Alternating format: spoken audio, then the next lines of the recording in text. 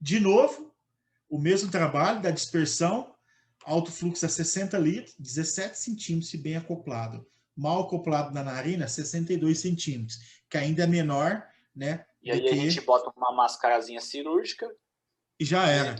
Não dá 3 centímetros. E olha aqui o catéter nasal, 5 litros, ó. 1 metro. Entendeu? Então, o medo acabou. Então, assim, desde o final do ano passado, isso já era. Então, assim, vamos utilizar. Essa é a ideia. O acoplar, pessoal, o tamanho do dispositivo, do catéter, tem que pegar 50% da narina. Tome cuidado para não vedar 100%, você faz pneumotórax no seu doente, tá bom?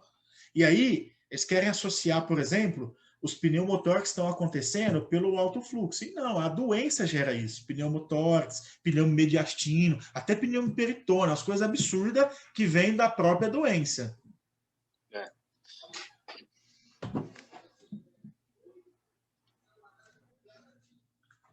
Como a gente inicia o alto fluxo? Bom, tem algumas formas, né? Aqui, a gente gosta de utilizar, a gente segue bastante, a Vapoterm indica de um jeito, a ficha indica de outro. Eu gosto de utilizar o sistema na Bíblia, vou mostrar os três para você. Nas primeiras 24 horas, sucesso respiratório, fluxo máximo, ou você chuta 40 ou 60, o que você tiver. Ou o maior tolerado pelo doente. Tem doente que não tolera os 40. Fluxo máximo nas primeiras 24 horas. Tá bom? Essa é a ideia.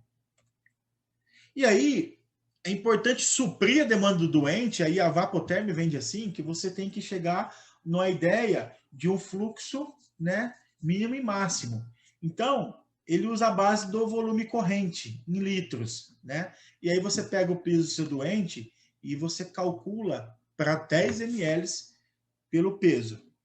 Então, por exemplo, se você tem um paciente de 60 quilos, 60 vezes 10, 600 ml.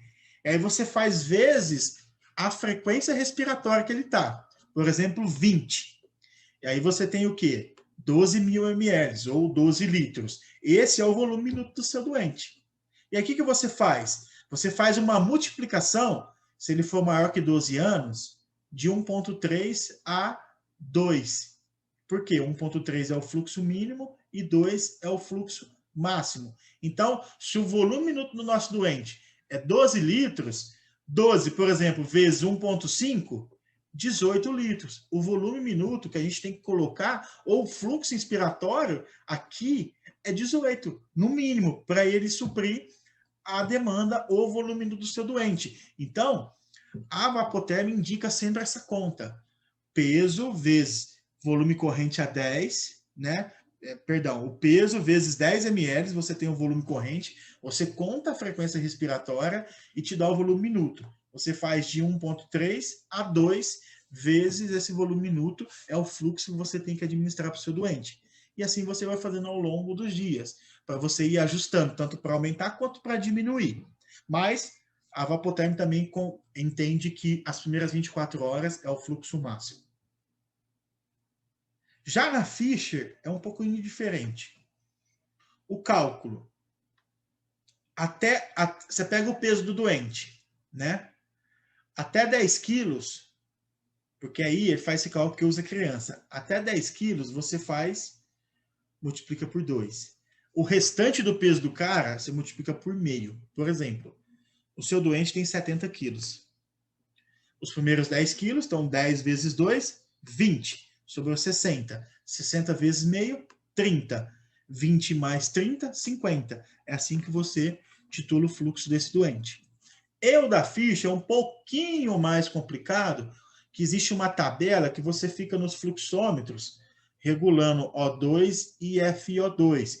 Se eu for lá e aumentar O2 e ar comprimido, se eu aumentar o ar comprimido, eu faço diluição do oxigênio, então eu tenho que ficar dosando. Então, dependendo do fluxo que você quer, pela conta, você tem a mistura de oxigênio e de ar comprimido.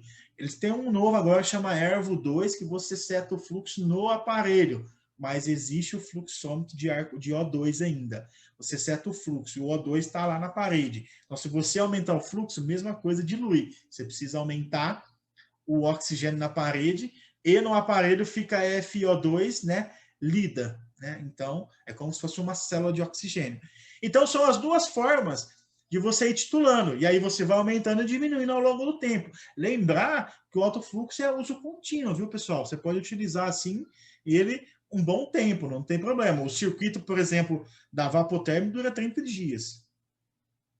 Bom, e aí você começa primeiro desmame da FiO2, e aí quando você chega em torno de 35 a 30 de FI, aí você vem com o desmame gradual do fluxo. Ou você vai fazendo a conta de acordo com cada marca. E aí depois você faz a transição para um sistema de baixo fluxo sem desconforto. Esse é o passo a passo.